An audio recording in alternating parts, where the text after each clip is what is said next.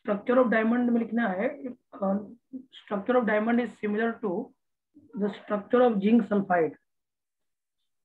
क्या बोलोगी? Structure of structure of, diamond हाँ, zinc sulfide.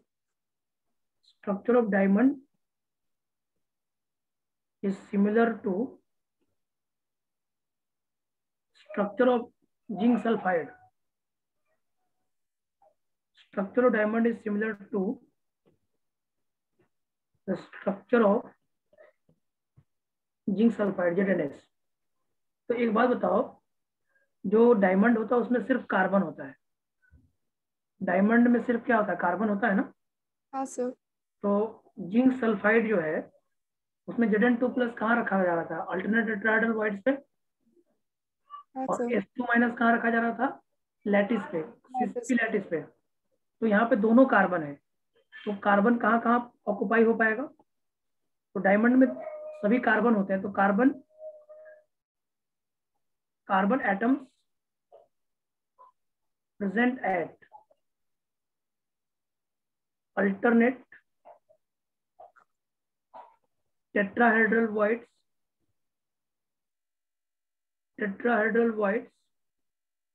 And CCP lattice. होगा कि नहीं होगा बताओ? हाँ sir. Zn2+ alternate tetrahedral wides पे होता था और S2- तुम्हारा CCP लैटिस पे होता था। और क्योंकि यहाँ पे कैटायन और एनायन दो अलग अलग तो है नहीं, दोनों ही कार्बन है, कैटायन भी कार्बन है और एनायन भी कार्बन ही है। इट मीन जो कार्बन होगा वो अल्टरनेट टेट्राहेड्रल वाइड्स पे भी होगा और कहाँ होगा? CCP लैटिस पे भी होगा। ये भी होगा। समझ आ रही है? तो इसका मतलब मुझे बताओ कि डायमंड में कार्बन के कितने एटम्स होंगे? Number of atoms of carbon कितना होगा? 8. ये सही बोल रही हो। 4 तो तुम्हारा अल्टरनेट टेट्राहेड्रल वाइड से हो गया और 4 CCP से हो गया, तो कार्बन एटम्स 8 होगा। तुम सही से पढ़ी हो, इसका मतलब पिछले क्लास का पढ़ी हो ना? हाँ सर। सही है। Number of tetrahedral wides alternate है तो 4 हो जाएगा, और 4 CCP लैटिस से हो गया तो 4 और 4 8 हो जाएगा। तो नंबर ऑफ कार्बन एटम्स जो होगा, number of atoms of carbon जो होगा वो 8 होगा। चलो एक बात बताओ तो मुझे, कोऑर्डिनेशन नंबर ऑफ कार्बन कितना होगा? जिंक सल्फाइड का कोऑर्डिनेशन नंबर 4 होता था, तो हाँ यहाँ सर। पे भी क्योंकि टेट्राहेड्रल वाइड्स का कोऑर्डिनेशन नंबर 4 ही होता है, तो कोऑर्डिनेशन नंबर ऑफ कार्बन कितना होगा? 4 होगा। और तुम्हें स्ट्रक्चर पता होगा कि डायमंड का जो स्ट्रक्चर होता है ना, एक एक कार्बन 4 4 कार्बन से जुड़ा होता है। एक एक कार्बन जो है ना 4 4 कार्बन से जुड़ा होता है, पता है तुमको? हाँ सर। तो डायमंड के स्ट्रक्चर में कोऑर्डिनेशन नंबर कितना होगा? कार्बन का 4 होगा। कोऑर्डिनेशन नंबर ऑफ कार्बन 4 बोलो या कोऑर्डिनेशन नंबर ऑफ डायमंड बोलो, डायमंड का कोऑर्डिनेशन नंबर कितना होता है? 4 होता है। 4. कोऑर्डिनेशन नंबर ऑफ डायमंड कितना होगा? 4। ठीक है, हाँ क्लियर है? सर। और तुमने पढ़ा था बेटा, तुमने पढ़ा था कि R-Zinc 2+ और RS2- ये कितना था? √3a/4 पढ़ा था आपने। और यस। Zn2+ भी कार्बन ही है और S2- भी कार्बन ही है, ये आ गया √3a/4। यहाँ आ जाएगा 2RC is equal to √3a/4। तो रेडियस ऑफ कार्बन कितना आ जाएगा? √3a/8, √3a/8 आ जाएगा। Okay, okay sir. ये बात समझ में आ रहा है? जैसे R-Zn2+ और प्लस RS2-, ये था √3a/4। तो Zn2+ भी कार्बन है और S2- भी कार्बन है, तो radius of carbon in diamond पूछता है तो √3a/8 याद कर लेना। और इसमें पैकिंग फ्रैक्शन जब निकालोगी ना, इसको रख के परसेंटेज पैकिंग फ्रैक्शन, तो लगभग ये 34% आता है। डायमंड की पैकिंग फ्रैक्शन आती है 34%, तो ये 34%, ये भी लिख लो। इतने रिजल्ट्स आप क्या करो, याद कर लो। इतने रिजल्ट्स आप क्या करिए, याद कर लीजिए। Percentage packing fraction is equal to 34%। कितना होगा? 34%। ठीक है, तो इतना है डायमंड के स्ट्रक्चर की कहानी। डायमंड में एक बार देख लो, कार्बन एटम जो होगा अल्टरनेट टेट्राहेड्रल वाइड्स पे होगा और CCP लैटिस पे होगा। तो कार्बन के एटम्स होंगे 8, कोऑर्डिनेशन नंबर 4 होगा और रेडियस ऑफ कार्बन होगा √3a/8, पैकिंग फ्रैक्शन 34% होगा। तो डायमंड का स्ट्रक्चर समझ में आया? हाँ सर। डायमंड का स्ट्रक्चर क्लियर हो गया सब तुमको? हाँ सर। चलो फिर आगे ले चलें आपको। नेक्स्ट लिखो defect in crystalline solid. Next heading दो defect in crystalline solid. Defect in crystalline solid. YouTube पे वीडियो लगातार आ रहा है। यूट्यूब पे आज तुम्हारा कुछ वीडियोस मिलेगा। जैसे आईयूपीएसी नोमेनक्लेचर स्टार्ट हुआ है किसी एक बैच में। आईयूपीएसी नोमेनक्लेचर में फिर डिग्री ऑफ अनसैचुरेशन वगैरह हुआ है। और आज हुआ है type of carbon, type of hydrogen, type of halogen, type of amine और डिग्री ऑफ अनसैचुरेशन हुआ है। कभी तुम्हें देखने का मन हो देख लेना, ठीक है? हाँ सर। तो उसमें पढ़ाया अच्छा गया है, मजा आएगा। देख लो इसको पहले, फिर हाँ आगे सर। बात करते हैं। नेक्स्ट लिखो डिफेक्ट्स इन क्रिस्टलाइन सॉलिड। लिखिएगा defects in crystalline solid. Defects in crystalline solid. Crystalline solid में क्या क्या डिफेक्ट्स होता है? डिफेक्ट्स इन क्रिस्टलाइन सॉलिड ना, क्रिस्टलाइन सॉलिड में डिफेक्ट्स के लिए जो डिफेक्ट की हम बात करेंगे वो है डिफेक्ट का नाम पॉइंट डिफेक्ट। किसका नाम है बेटा? पॉइंट। Point defect. इसी पे बात करेंगे। और पॉइंट डिफेक्ट दो तरीके का होता है, एक होता है स्टोइकोमेट्रिक डिफेक्ट और एक होता है नॉन स्टोइकोमेट्रिक डिफेक्ट। एक कौन सा डिफेक्ट होता है? एक होता है स्टोइकोमेट्रिक और एक होता है नॉन स्टोइकोमेट्रिक डिफेक्ट, ठीक है ना? तो दो डिफेक्ट की बात करेंगे। एक का नाम है स्टोइकोमेट्रिक डिफेक्ट, स्टोइकोमेट्रिक डिफेक्ट, और एक का नाम है नॉन स्टोइकोमेट्रिक डिफेक्ट। एक का नाम है नॉन स्टोइकोमेट्रिक डिफेक्ट। ये तुम पढ़ी होगी, पढ़ी थी? बोलो। हाँ सर। पॉइंट डिफेक्ट में हम बात कर रहे हैं, एक है स्टोइकोमेट्रिक डिफेक्ट और एक है नॉन स्टोइकोमेट्रिक डिफेक्ट। देखो स्टोइकोमेट्रिक डिफेक्ट का मतलब क्या होता है पहले ये समझ लो। स्टोइकोमेट्रिक डिफेक्ट का मतलब होता है, स्टोइकोमेट्रिक डिफेक्ट का मतलब होता है, स्टोइकोमेट्रिक डिफेक्ट का मतलब होता है नंबर ऑफ कैटायन और नंबर ऑफ एनायन बराबर होता है। क्या होता है? नंबर ऑफ कैटायन इक्वल होता है नंबर ऑफ एनायन के। इस डिफेक्ट को बोलते हैं stoichiometric defect. Number of cation is equal to क्या होगा? Number of anion. Number of cation equal to number of anion, ये ध्यान रखना स्टोइकोमेट्रिक डिफेक्ट में। और सबसे पहला स्टोइकोमेट्रिक डिफेक्ट होता है स्कॉटकी डिफेक्ट। सुनिए हो नाम? हाँ सर। स्कॉटकी डिफेक्ट जो होता है इसमें इक्वल नंबर ऑफ कैटायन और एनायन मिसिंग होता है फ्रॉम द लैटिस साइड ना, फ्रॉम द लैटिस, लैटिस से इक्वल नंबर ऑफ कैटायन और एनायन मिसिंग होता है नहीं, उसको बोलते हैं स्कॉटकी डिफेक्ट। जैसे लिखना है equal number of cation and anion, equal number of cation and anion are missing from their lattice। अपने लैटिस से अगर कैटायन और एनायन इक्वल नंबर में मिसिंग है उसको क्या बोलते हैं? स्कॉटकी डिफेक्ट बोलते हैं। क्या बोलते हैं? Equal number of cation and anion are missing from their lattice. अपने लैटिस से अगर कैटायन और एनायन मिसिंग है तो उसको बोलते हैं स्कॉटकी डिफेक्ट। ओके, तो ओके सर। एक बात, ये बात तो समझ में आ रहा होगा तुमको, कैटायन और एनायन इक्वल नंबर में जब मिसिंग होगा तो स्कॉटकी डिफेक्ट होगा। और ये स्टोइकोमेट्रिक डिफेक्ट का पार्ट है। किसका पार्ट है? स्टोइकोमेट्रिक डिफेक्ट का पार्ट है। बोलो बेटा। हाँ सर। जैसे मान लो तुम्हारे पास एक क्रिस्टल NaCl का है, सपोज करो क्रिस्टल दिया बेटा NaCl का, एक क्रिस्टल है NaCl का ऐसा, एक क्रिस्टल है NaCl का ऐसा दिया है, एक क्रिस्टल है NaCl का कुछ ऐसा दिया है। ये NaCl का क्रिस्टल है बेटा, NaCl का ये क्रिस्टल है। और इसमें क्या कह रहा है, जैसे Na प्लस और Cl माइनस इसमें रख लो। क्या करो? इसमें Na प्लस रख लो और इसमें Cl माइनस रख लो। ये Na प्लस, यहाँ पे Cl माइनस, यहाँ पे बेटा Na प्लस, यहाँ पे Cl माइनस, Na प्लस और Cl माइनस और यहाँ पे Na प्लस। जब अगर इक्वल नंबर में कैटायन और एनायन मिसिंग होगा ना उसको हम क्या बोलेंगे? लैटिस। और लैटिस से इक्वल नंबर में कैटायन और एनायन मिसिंग, मतलब सोडियम को हटा दो इधर से, जैसे कैल्शियम क्लोरीन को हटा दो, इससे क्या होगा, इससे ये होगा कि अगर इक्वल नंबर में कैटायन और एनायन मिसिंग दिख रहा है, देखो यहाँ पे क्या दिख रहा है तुमको, यहाँ से Na+ एक गायब है और Cl- एक गायब है।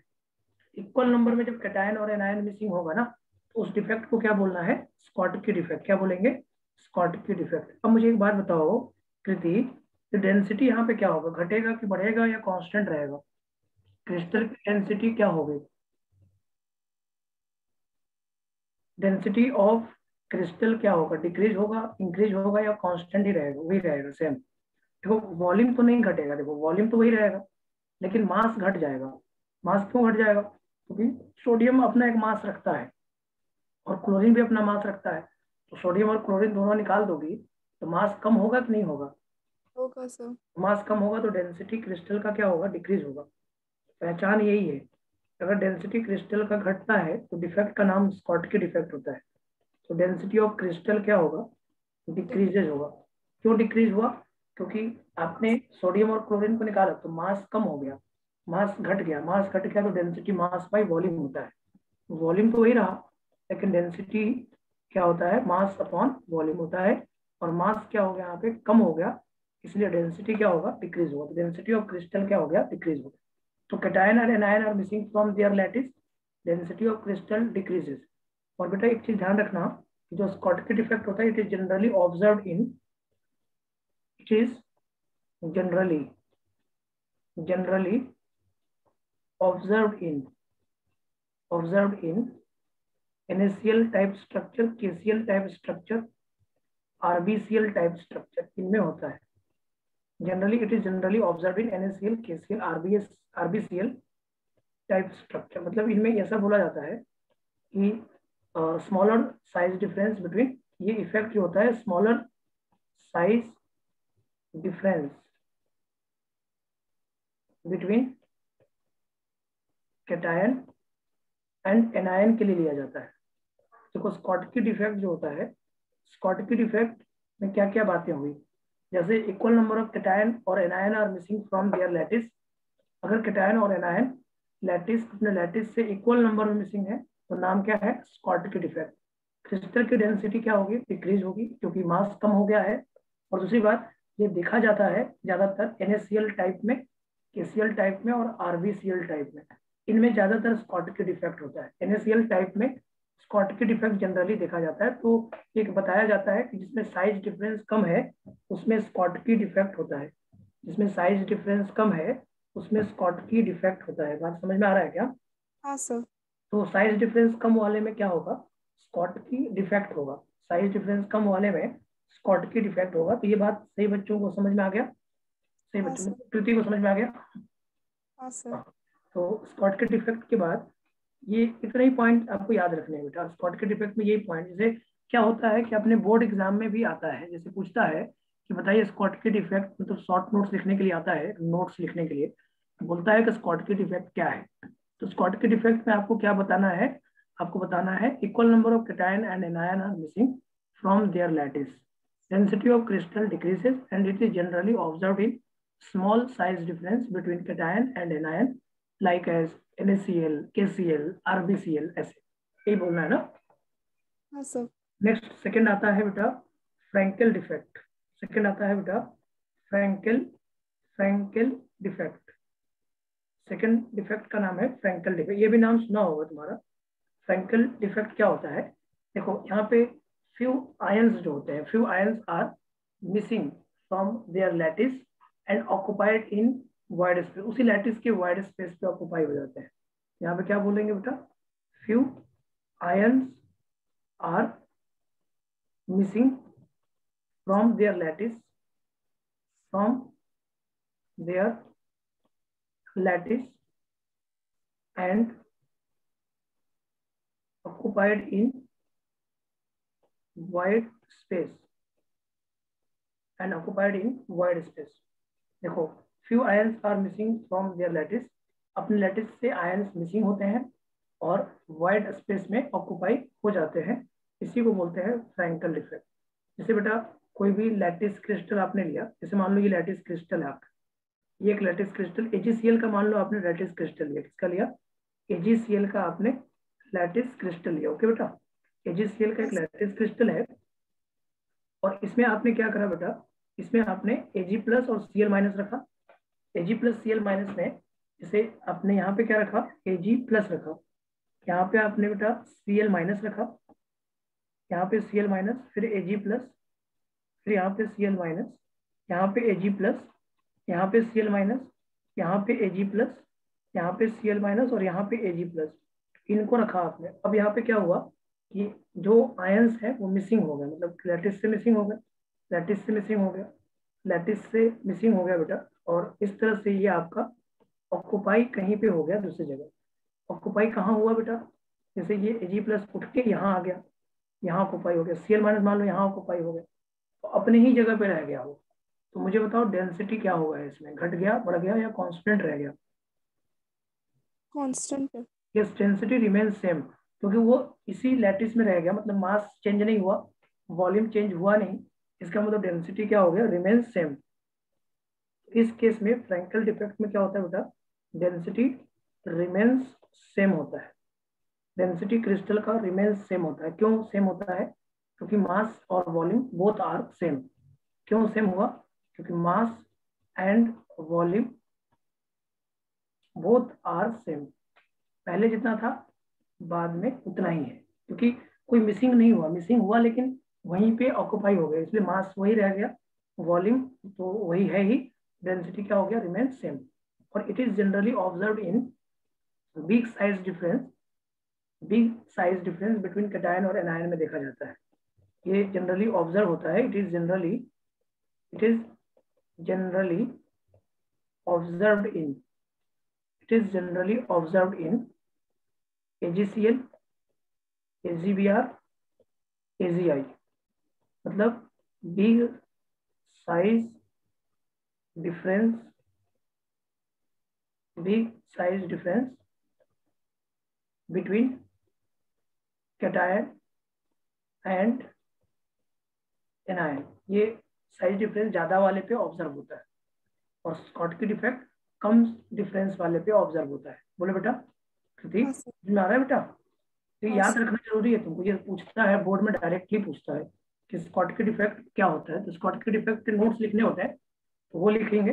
फ्रैंकल डिफेक्ट क्या होता है, फ्रैंकल डिफेक्ट के नोट्स आएंगे, few ions are missing from their lattice and occupied in void space, density remain same. और ये कहाँ देखने को मिलता है बेटा, AgCl, AgBr और AgI, ये एनसीईआरटी की लाइन भी है, ये एनसीईआरटी की लाइन भी है बेटा, जिसको आपको जरूर ध्यान रखना है। Okay, okay sir. तो ये दो दो इफेक्ट हो गए, फ्रैंकल डिफेक्ट। और फ्रैंकल डिफेक्ट को ऑल्सो नोन एज डिलोकेशन भी बोलते हैं, it is also known as dislocation defect भी बोलते हैं।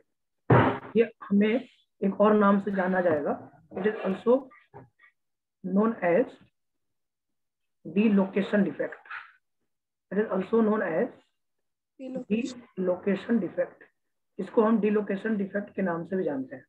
It is also known as dislocation. Dislocation का मतलब क्या होता है, dislocate from one position to another position, dislocate ही हुआ एक तरह से, लैटिस से हट के वॉइड पे आना डिलोकेशन ही तो कहलाएगा, लैटिस से हट के वॉइड पे आना क्या कहलाएगा, डिलोकेशन ही तो कहलाएगा, इसलिए इसको बोलते हैं, it is also known as dislocation defect. Okay, next sir. Third part आता है बेटा, थर्ड पार्ट हम यहीं पे बोल सकते हैं इंटरस्टिशियल डिफेक्ट होता है। इसके बाद थर्ड पार्ट में लिखेंगे interstitial defect, interstitial, interstitial defect. Interstitial defect उसको बोलते हैं बेटा कि some foreign particles are occupied in void space, तो कुछ फॉरेन पार्टिकल मतलब कार्बन नाइट्रोजन आ गया, तो लैटिस से कुछ मिसिंग नहीं होता है, बल्कि कुछ ऐड हो अलग बाहर वाले कुछ लोग आके जो उसमें ऐड हो जाते हैं, तो सम फॉरेन पार्टिकल बोलते हैं, जो बाहर वाले पार्टिकल को फॉरेन बोला जाता है। Some foreign particles are occupied in void space, अगर कुछ फॉरेन पार्टिकल जो है वो वॉइड स्पेस पे ऑक्युपाइड, जैसे carbon nitrogen, mainly carbon nitrogen ही बोला जाता है, तो कार्बन नाइट्रोजन अगर वाइड स्पेस पे ऑक्युपाई हो रहा है तो इसी को हम क्या बोलेंगे, इसी को हम बोलेंगे इंटरस्टिशियल डिफेक्ट। अब देखो कोई भी लैटिस से कुछ मिसिंग नहीं है, बल्कि कुछ फॉरेन पार्टिकल और आ गए हैं, तो डेंसिटी क्या हो गया बताओ, डेंसिटी ऑफ क्रिस्टल क्या आ गया बताओ, डेंसिटी ऑफ क्रिस्टल इंक्रीज हुआ कि नहीं हुआ बताओ, हाँ sir. Density of crystal increase हो गया। क्यों इंक्रीज हो गया, क्यों? क्योंकि मास इंक्रीज हो गया, डेंसिटी ऑफ क्रिस्टल इंक्रीजेस। क्यों ऐसा हुआ? क्योंकि मास इंक्रीज हो गया, मास इंक्रीज हो गया, इसीलिए डेंसिटी ऑफ क्रिस्टल क्या हो गया? बढ़ गया। डेंसिटी ऑफ क्रिस्टल इंक्रीज हो गया, क्यों? क्योंकि मास बढ़ गया, क्योंकि फॉरेन पार्टिकल कुछ ना कुछ मास तो रखेगा ही रखेगा ना, तो मास बढ़ गया, क्योंकि लैटिस से तो कुछ मिसिंग था नहीं, कुछ मिसिंग नहीं है, तो उसको बोलते हैं इंटरस्टिशियल डिफेक्ट। क्या बोलेंगे उसको? इंटरेस्ट। Interstitial defect. तुमको ये सब एनसीईआरटी में मिल रहा होगा, हाँ सर, ये सब है। मिल रहा है ना बेटा? चलो हाँ नेक्स्ट देखो, नॉन स्टोक्योमेट्रिक डिफेक्ट की बात करते हैं। Non stoichiometric defect, non stoichiometric defect, ये वीडियो तुमको मिल जाएगा ना, यूट्यूब पे मिल जाएगा तुमको। आज तुम पढ़ोगी ना तो ये वीडियो तुम्हारा मिल जाएगा यूट्यूब। सब वीडियो डाल कर रहे हैं अभी तो, सब क्या कर रहे हैं कि जो बच्चे थोड़ा पढ़ना चाहेंगे, जैसा तुमने आज क्लास किया, जहां जहां पे तुमको दिक्कत होगा तुम एक बार वीडियो चला लेना, ठीक है? हाँ सर। तो उससे तुमको थोड़ा सा फायदा मिल जाएगा। जैसे कभी कभी समझ में नहीं आता है क्लास में, एक बार, दो बार, तीन बार, चार बार सुनने से थोड़ा समझ में ज्यादा आ जाता है। इसलिए मैंने सोचा इस बार थोड़ा सा नया कुछ किया जाए, तो इस बार अब सब वीडियोज आते रहेगा ऐसे ही। तो अभी जितनी क्लासेस चलेगी सबकी वीडियो डाल देंगे। ऐसे तो वीडियोस बहुत हो जाते हैं, 500-600 वीडियो कम से कम होगा, तब जाकर कोर्स कंप्लीट वाला होगा। 600 से भी ज्यादा, 1000 कम से कम वीडियोस होंगे, तब समझो कि कोर्स कंप्लीट वाला होगा, तब जाके पूरा होगा, 11th 12th दोनों होगा। उतना करने में भी टाइम लगेगा, धीरे धीरे क्लासेस चलता रहेगा। और आगे हमने सोचा भी है, प्लानिंग भी करा है हमने, कि एक साल के अंदर में हम लोग एक बढ़िया सेटअप कर लेंगे और हम पूरा यूट्यूब के क्लासेस को कंप्लीट कराएंगे। मैक्सिमम क्लासेस हमें कवर करना है आगे से, नेक्स्ट ईयर से हमने ये प्लान करा है। तो चलो अभी यहीं पे आते हैं, तो बातों बातों में रह जाएंगे। नॉन हाँ। स्टोइकोमेट्रिक डिफेक्ट में जो नंबर ऑफ कैटायन है और नंबर ऑफ एनायन है, ये दोनों बराबर नहीं होता है बेटा। कैटायन के नंबर्स और एनायन के नंबर्स बराबर नहीं होते। कैटायन के नंबर और एनायन के नंबर जब बराबर नहीं होते हैं तो उसको बोलते हैं नॉन स्टोइकोमेट्रिक डिफेक्ट। इसमें दो डिफेक्ट पढ़ना है मेन। एक का नाम है मेटल एक्सेस डिफेक्ट, एक का नाम है मेटल एक्सेस डिफेक्ट, इसी को एक नाम और जानते हैं, एफ सेंटर डिफेक्ट। इसको बोलते हैं एफ सेंटर डिफेक्ट। जहाँ पे कैटायन और एनायन के नंबर्स बराबर नहीं होते हैं उसको बोलते हैं नॉन स्टोइकोमेट्रिक डिफेक्ट। और पहला क्या है? मेटल एक्सेस डिफेक्ट, और दूसरा होता है बेटा metal deficiency defect. Deficiency defect, ठीक है बेटा कृति? हाँ सर। एक है मेटल एक्सेस डिफेक्ट और एक है बेटा मेटल डेफिशिएंसी डिफेक्ट। दोनों अपने आप में बहुत इंपॉर्टेंट है, दोनों से क्वेश्चन आता है बेटा। तो सबसे पहले लिखना है एफ सेंटर डिफेक्ट, ओके? पहला लिखना ओके। है मेटल एक्सेस डिफेक्ट।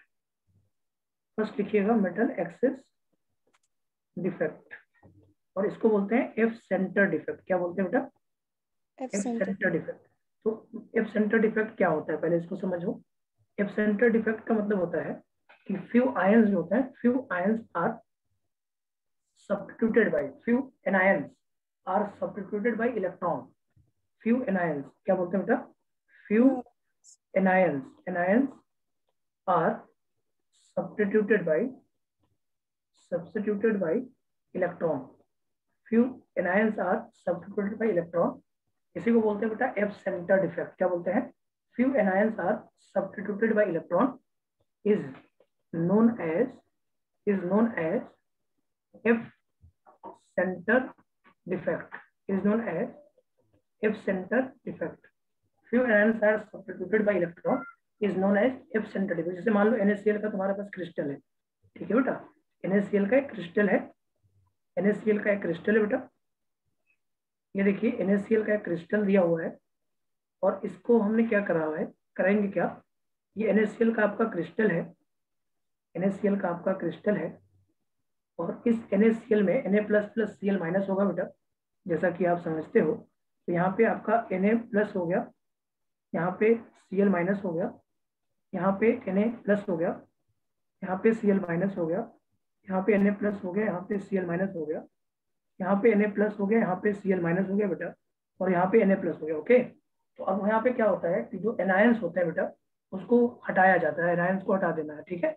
तो मैं क्या करूँगा, यहाँ पे मेरे पास तो मिटाने के लिए है, तो देख लो एनायंस को हमने हटा दिया, और उस एनायंस की जगह पे मैंने क्या रखा बेटा? इलेक्ट्रॉन को रख दिया। क्या रख दिया? इलेक्ट्रॉन को रख दिया। और अगर एनायंस की जगह पे इलेक्ट्रॉन आ जाता है तो इस डिफेक्ट को बोलते हैं एफ सेंटर डिफेक्ट। और मेटल एक्सेस इसीलिए बोलते हैं क्योंकि यहाँ पे देखो मेटल ज्यादा है, एनायन कम हो गया, मेटल ज्यादा है एनायन कम हो गया, तो इसलिए बोल रहे हैं नंबर ऑफ कैटायन और नंबर ऑफ एनायन बराबर नहीं, नंबर ऑफ कैटायन और नंबर ऑफ एनायन बराबर नहीं है, तो इसी को बोलते हैं एफ सेंटर्ड इफेक्ट। बेटा समझ में आ रहा है बेटा? एफ सेंटर्ड इफेक्ट को अगर कोई बोलेगा एफ सेंटर्ड इफेक्ट क्या होता है, तो आप बोलिएगा कि few anions are substituted by electron is known as F centred effect. और एफ सेंटर्ड इफेक्ट कारण यहाँ पे इलेक्ट्रॉन क्या कर दिया, सब्स्टिट्यूट कर दिया। तो अब मुझे बताओ बेटा, इसके कुछ पॉइंट्स मैं पूछने जा रहा हूँ, मुझे बताओ डेंसिटी क्या हुआ, घट गया, बढ़ गया या सेम ही रहा? बताओ बेटा, डेंसिटी घट क्या हुआ, कम हो गया, ज्यादा हो गया या वही रहा? कम हो गया। इस डेंसिटी कम हो गया। तो क्लोरीन का जो मास होता है ना बेटा, वो इलेक्ट्रॉन से बहुत ज्यादा होता है। क्लोरीन का मास, क्लोरीन एटम का मास है एक तरह से, तो क्लोरीन एटम का मास होता है 35.5 AMU होता है, अगर आप जानते हो। तो इलेक्ट्रॉन का मास तो बहुत छोटा होता है बेटा, 9.1 इंटू 10⁻⁻28 ग्राम होता है, तो ये बहुत छोटा है। इसका मतलब ये मास कम हो गया है, तो डेंसिटी ऑफ क्रिस्टल क्या हो गया बेटा, एफ सेंटर डिफेक्ट में डेंसिटी ऑफ क्रिस्टल जो होता है वो डिक्रीज हो जाता है। Density of crystal decreases, density of crystal क्या होता है, डिक्रीजेस होता है। क्यों डिक्रीज हुआ? क्योंकि मास डिक्रीज हुआ। देखो वॉल्यूम तो वही रहा, बट मास क्या हुआ बेटा, डिक्रीज हुआ, मास डिक्रीज। तो मास डिक्रीज हो गया तो डेंसिटी ऑफ क्रिस्टल डिक्रीज हो। अब देखो बेटा, ये इलेक्ट्रॉन जो होता है बेटा, इलेक्ट्रॉन बहुत इजीली एक्साइट और डी एक्साइट होता है। इलेक्ट्रॉन बहुत जल्दी जल्दी घूमने लगता है। एनायंस तो इसमें नहीं घूमेगा, लेकिन इलेक्ट्रॉन तो घूम सकता है बेटा।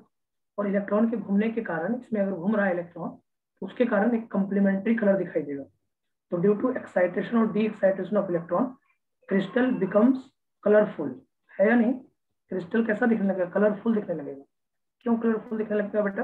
क्योंकि इलेक्ट्रॉन एक्साइट और डी एक्साइट होता है, इलेक्ट्रॉन घूमता है।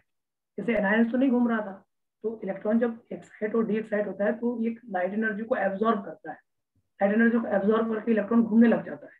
और जब वो घूमेगा तो उसके कारण एक कंप्लीमेंट्री कलर दिखाई देगा, तो इसके कारण क्रिस्टल क्या होगा, कलरफुल हो जाएगा। तो क्या बोलोगे, यहाँ बोलेंगे बेटा आप, due to excitation, due to excitation और de excitation of electron, due to excitation और de excitation of electron, crystal becomes colourful. Colourful. क्या हो जाएगा बेटा, कलरफुल हो जाएगा, कलरफुल हो जाएगा। और NaCl क्रिस्टल जो होता है ना बेटा, एफ सेंटर डिफेक्ट के कारण ये येलो कलर का दिखाई देता है। और KCl जो क्रिस्टल होता है ना बेटा, ये वायलेट कलर का दिखाई देता है एफ सेंटर डिफेक्ट के कारण।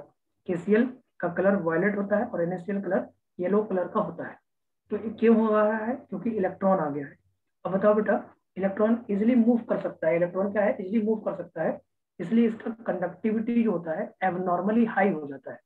तो conductivity, conductivity is abnormally high, conductivity is abnormally high due to excitation और या due to movement of electron, due to ज्यादा अच्छा रहेगा, due to movement of electron, due to movement of electron. Electron के movement के कारण conductivity abnormally high हो जाएगा। एफ सेंटर डिफेक्ट के कारण इतनी पॉइंट्स ध्यान रखने पड़ेंगे।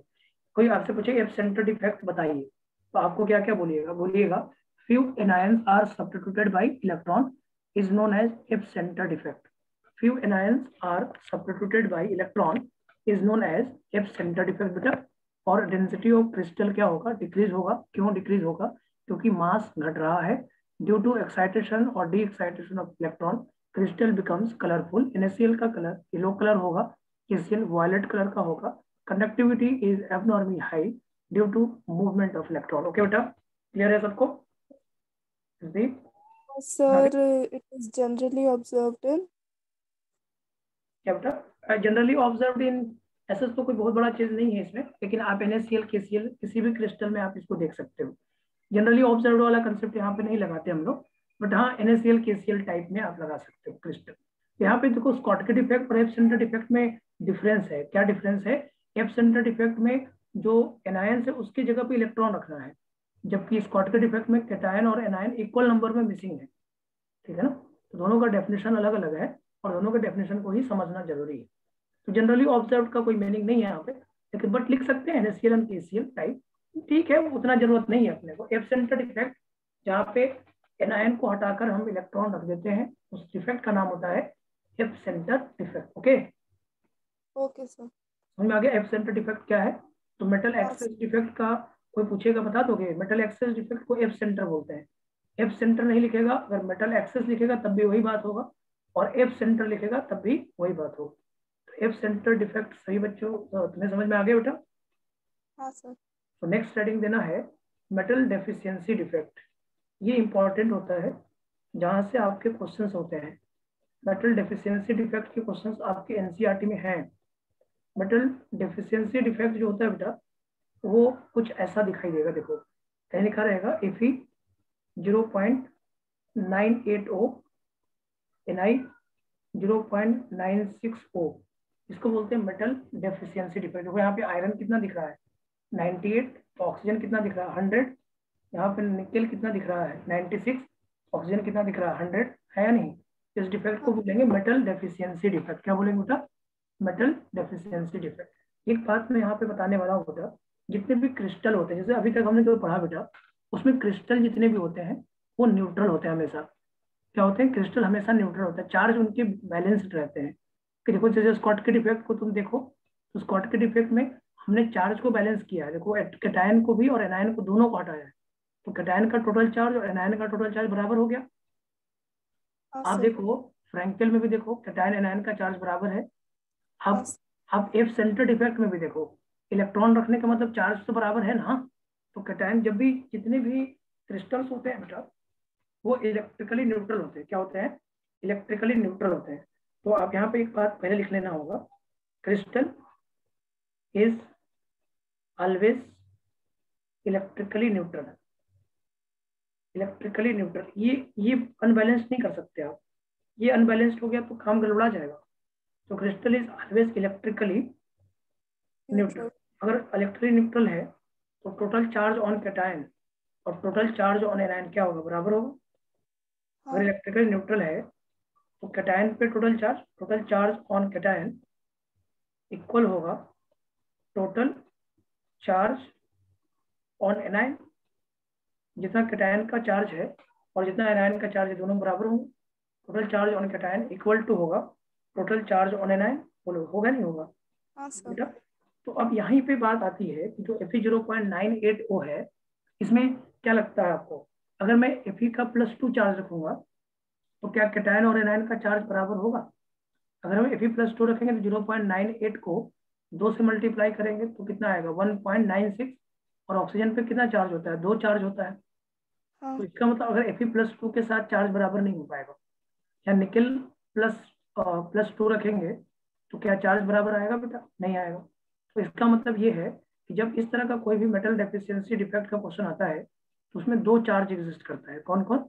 दो चार्ज एग्जिस्ट करता है, हमेशा ध्यान रखना बेटा। दो चार्ज एग्जिस्ट करता है Fe0.980 में।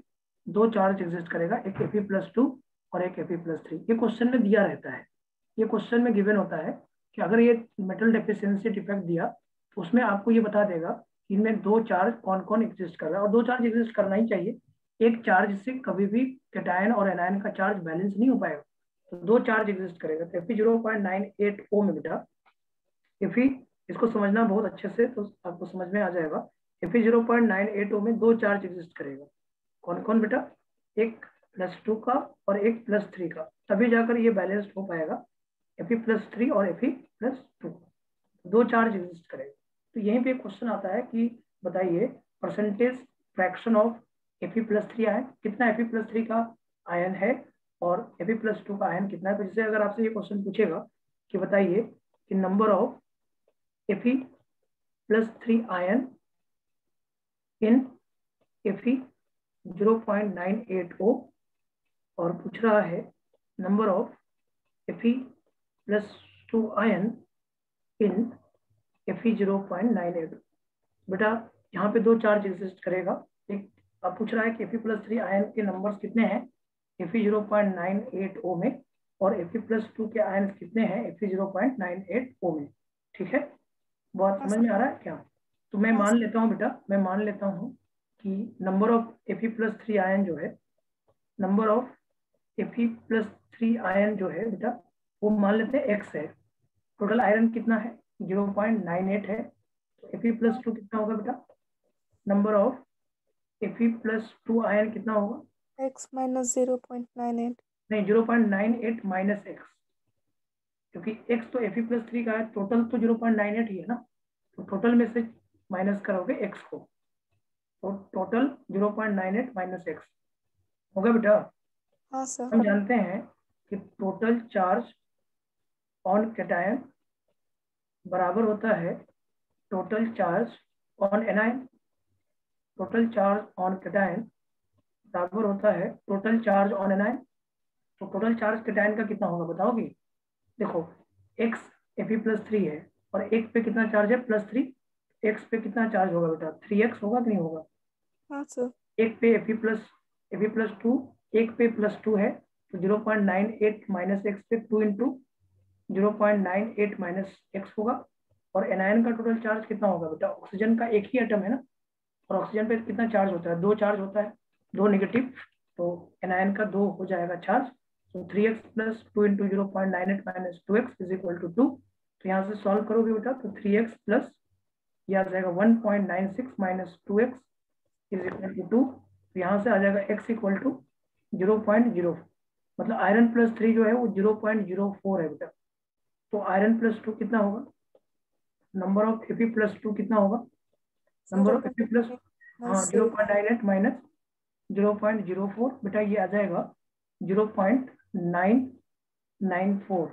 0.94 Fe+2 के आयन्स हैं और Fe+3 के 0.04 है। मतलब 94 अगर आयरन+2 है तो 4 क्या है? 4 Fe+3 है या नहीं? तो यस अब सर। आप कर सकते हो, देखो Fe+3 के आयन्स 0.04 और Fe+2 के आयन 0.94। अब इसी में पूछता है कि बताइए परसेंटेज फ्रैक्शन कितना होगा?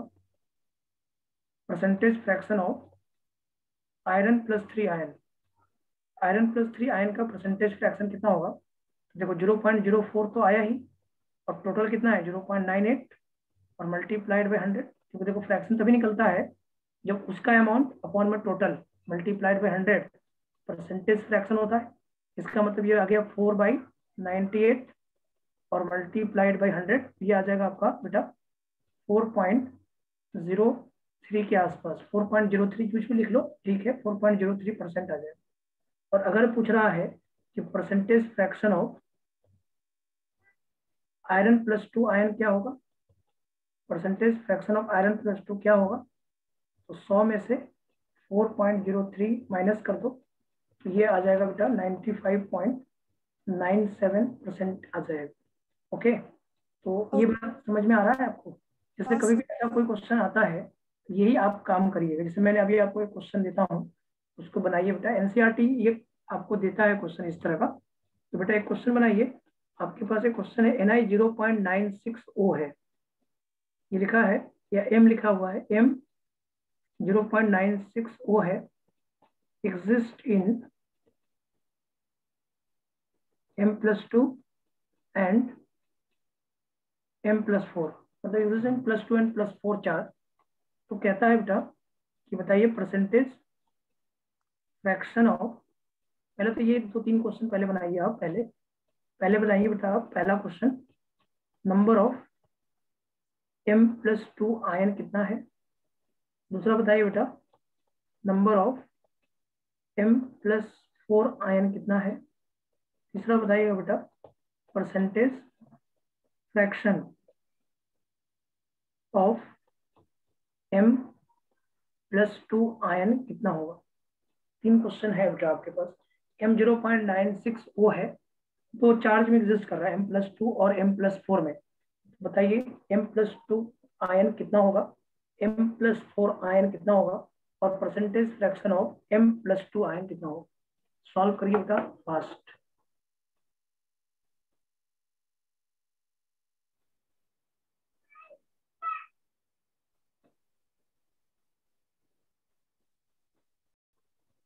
देखो नंबर ऑफ M+2 आयन पूछ रहा है ना, number of M+2 ion,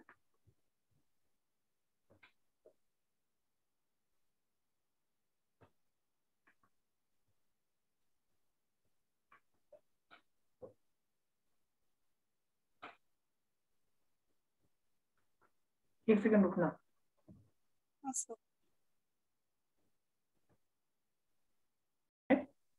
m+2 निकालने के लिए तुम्हें क्या करना पड़ेगा, सीधे तुम यहाँ पे कर लो नंबर ऑफ m+2 x मान लो। क्या कर लो बेटा, नंबर ऑफ m+2 आयन, ये x मान लो, तो नंबर ऑफ m+4 आयन कितना होगा, 0.96 माइनस x ना।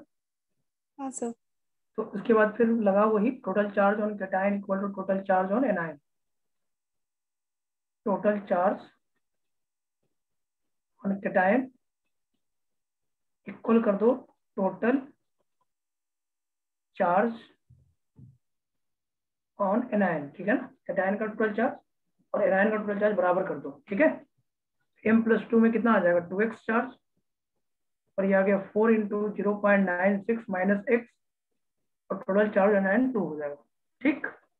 बोलो, हाँ तो 2x प्लस ये कितना आ जाएगा, 0.96 इंटू 4, 3.84 आएगा बेटा, और माइनस 4x इक्वल टू 2 कर दोगी, तो 2x इज इक्वल टू 1.84 आएगा, x आ जाएगा बेटा 0.92, यही बोल ही रही थी तुम। हाँ सर। 0.92 आएगा, मतलब नंबर ऑफ m+2 आयन आएगा, नंबर ऑफ m+2 आयन आएगा 0.92, और नंबर ऑफ m+4 आयन कितना आएगा, 0.0। 0.96 माइनस 0.92, ये आ गया 0.04। परसेंटेज फ्रैक्शन क्या आएगा, percentage fraction of, 92 upon 0.96 into 100। Yes सही बोल रहे हैं बेटा, ये 0.92 बटे में 0.96 मल्टीप्लाइड बाई 100, ये कितना तुम्हारा आ रहा है, 95.8 ना, 83। 83, ठीक है, 95.83%, ठीक है। बन जाएगा ना ये वाला क्वेश्चन, मेटल डेफिशिएंसी वाला बन जाएगा ना क्वेश्चन। हाँ सर। लास्ट है इम्प्योरिटी डिफेक्ट, लिख लो, लास्ट लिख लो बेटा इम्प्योरिटी डिफेक्ट। तो सॉलिड स्टेट में थोड़ी सी बातें और रह गई है, तो थोड़ा सा डिफेक्ट्स के बाद एक प्रॉपर्टीज होता है इलेक्ट्रिकल प्रॉपर्टीज और मैग्नेटिक प्रॉपर्टीज, नहीं, हाँ सर। दो properties, paramagnetic, diamagnetic, ferromagnetic, ferrimagnetic, anti ferromagnetic, इसके बारे में पढ़ाकर नेक्स्ट क्लास में खत्म कर देंगे, और आपका शुरू हो जाएगा बेटा, कौन सा टॉपिक पढ़ना है इसके आगे, इसके बाद कौन सा टॉपिक पढ़ना है सॉलिड स्टेट के बाद, solutions. Solution and qualitative properties पहले ना, और ऑर्गेनिक वाला उसके बाद करेंगे सर। पहले सॉल्यूशन कर लेंगे, उसके बाद हम लोग वो करेंगे ना, ठीक है। और स्कूल में क्या चल रहा है, स्कूल में ऑर्गेनिक वाला तक हो गया, अभी तो वेकेशंस है ना, उसके बाद 7 जून से यूनिट टेस्ट 1 है। यूनिट टेस्ट 1 में क्या आएगा, यही 3 चैप्टर है, सॉलिड स्टेट, सॉल्यूशन और ऑर्गेनिक वाला chapter. Halo alkane hello arenes, हाँ। और कोई टॉपिक है, नहीं। ठीक है तब तो हो जाएगा, करा देंगे हम, ठीक है। चलो इम्प्योरिटी डिफेक्ट लिख लो। इम्प्योरिटी डिफेक्ट में क्या होता है, जैसे मान लो एक NaCl क्रिस्टल है तुम्हारे, और उसमें SrCl2 की इम्प्योरिटी है, किसकी इम्प्योरिटी है, SrCl2 की इम्प्योरिटी है। NaCl में अगर SrCl2 की इम्प्योरिटी है, तो इस डिफेक्ट को बोलते हैं इम्प्योरिटी डिफेक्ट, क्या बोलेंगे, इम्प्योरिटी डिफेक्ट। जैसे देखो बेटा समझना थोड़ा सा एक बार, ठीक है। एक NaCl का क्रिस्टल है, ओके कृति, हाँ सर। एक NaCl का क्रिस्टल है, इसको थोड़ा ध्यान समझना। NaCl की क्रिस्टल है, NaCl क्रिस्टल है, कुछ ऐसा दिया है बेटा, और इस NaCl का क्रिस्टल में देखो Na+Cl- होगा, ध्यान से सुनना और समझना इसको, बहुत अच्छा है, ये क्वेश्चन मिलेगा तुमको NCERT में। Na+Cl-, Na+, यहाँ हो गया Cl-, यहाँ पे Na+, यहाँ पे Cl-, यहाँ पे Na+, यहाँ पे Cl-, और यहाँ पे Na+। अब क्या करो बेटा, यहाँ पे हम Sr+2 को रखना चाहते हैं, Sr+2 रखना चाहते हैं, किसको डालना चाहते हैं हम, ऐसा। Sr+2। Sr+2 डालोगे तो हमने बोला है कि क्रिस्टल क्या होता है, इलेक्ट्रिकली न्यूट्रल होता है, नहीं, क्रिस्टल क्या होता है, इलेक्ट्रिकली न्यूट्रल होता है। तो Sr+2 डालने के लिए 2 Na+ हटाना पड़ेगा, तभी ना एक Sr+2 जाएगा। क्योंकि दो पॉजिटिव चार्ज हटाओगी तो दो पॉजिटिव चार्ज रख पाओगी, है या नहीं? तो इसका मतलब ये हुआ बेटा कि दो Na+ को हटाकर हम एक SrCl2 डाल पाएंगे, क्योंकि मुझे दो पॉजिटिव चार्ज को रखना है तो दो पॉजिटिव चार्ज वहां से हटाना पड़ेगा, क्योंकि क्रिस्टल हमेशा इलेक्ट्रिकली न्यूट्रल होता है, ये बात हमने पहले ही बता दिया है। Crystal is always electrically neutral, lattice जितने भी होते हैं वो इलेक्ट्रिकली न्यूट्रल होते हैं। एक Sr+2 को डालना है, एक Sr+2 को डालने के लिए दो Na+ को क्या करना पड़ेगा, गायब करना पड़ेगा। दो Na+ को क्या करना पड़ेगा, गायब करना पड़ेगा, नहीं करना पड़ेगा बताओ? दो Na+ हटाकर मैं एक SrCl2 पुट कर सकता हूँ। देखो मैंने यहाँ पे Sr+2 रख दिया, तो ये चार्ज क्या हो गया, बैलेंस हो गया कि नहीं हो गया? तो एक SrCl2 को रखने में दो Na+ को हटाना पड़ेगा। तो यहाँ पे देखो ये कैटायन की वैकेंसी आ गई कि नहीं आ गई? किसकी वैकेंसी है? कैटायन की, बोलो श्रुति। हाँ सर। ये कैटायन की वैकेंसी आ गई कि नहीं आ गई? देखो एक Sr+2 को रखने में दो Na+ को हटाना था, क्यों? क्योंकि जो लैटिस होता है, lattice is always electrically neutral, lattice is always electrically neutral. Lattice हमेशा क्या होता है, इलेक्ट्रिकली न्यूट्रल होता है। Lattice is always electrically neutral, बोलो हाँ समझ सर। रही हो? लैटिस हमेशा electrically neutral, lattice is always electrically neutral. तो बेटा एक बात मुझे समझ में आया, अगर मुझे मान लो दो SrCl2 रखना होता तो दो Sr+2 रखना पड़ता तो चार Na+ हटाना पड़ता, Rna+ हटाना पड़ता। चार Na+ हटाना पड़ता। दो SrCl2 में दो कैटायन वैकेंसी आता कि नहीं आता? दो हाँ Sr+2 चार में तो दो Sr+2 आ गया, दो कैटायन वैकेंसी बना कि नहीं बना? बना। और अगर तीन रखती तो तीन कैटायन वैकेंसी बनता, छह Na+ हटाना पड़ता और तीन Sr+2 आता तो तीन कैटायन वैकेंसी होता। इसका मतलब ये समझ में आया कि number of SrCl2 molecule equal होता है नंबर ऑफ कैटायन वैकेंसी। देखो जितना SrCl2 लाओगी ना उतना ही कैटायन की वैकेंसी बनेगा। Number of SrCl2 molecule equal होता है नंबर ऑफ कैटायन की वैकेंसी। समझ में आया? जितना SrCl2 मॉलिक्यूल तुम रखोगी उतना ही कैटायन वैकेंसी होता है।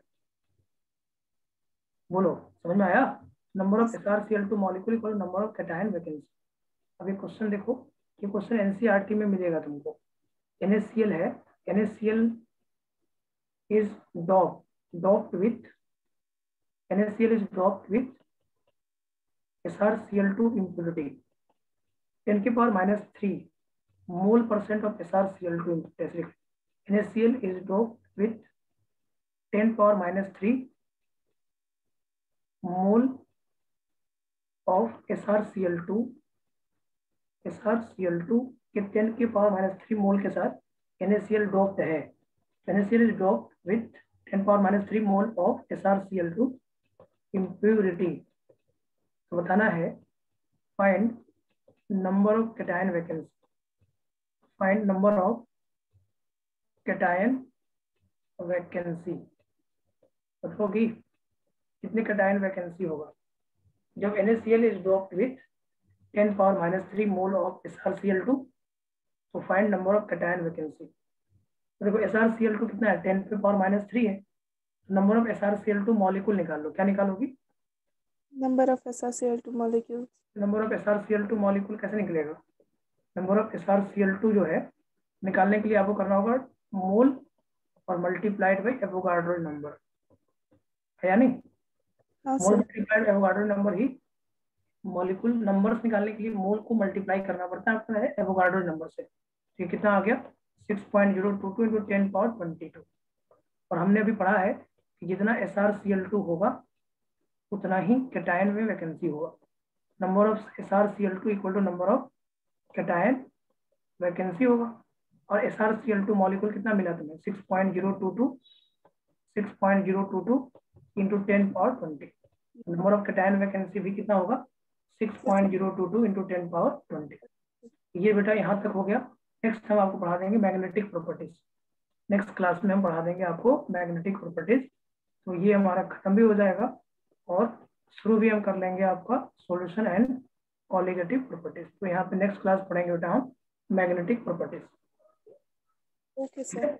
तो ये वाला समझ में आ गया ना कि SrCl2 जितना डालोगी उतना ही कैटायन की वैकेंसी बनेगा। रिकॉर्डिंग मिलेगा, पढ़ लेना है एक बार, अगर आपको समझ में नहीं आया होगा सुन लेना है एक बार, ठीक है। हाँ सर, थैंक यू चलो सर। नेक्स्ट क्लास मिलते हैं बेटा। थैंक यू बेटा, गुड नाइट बेटा। Good night sir.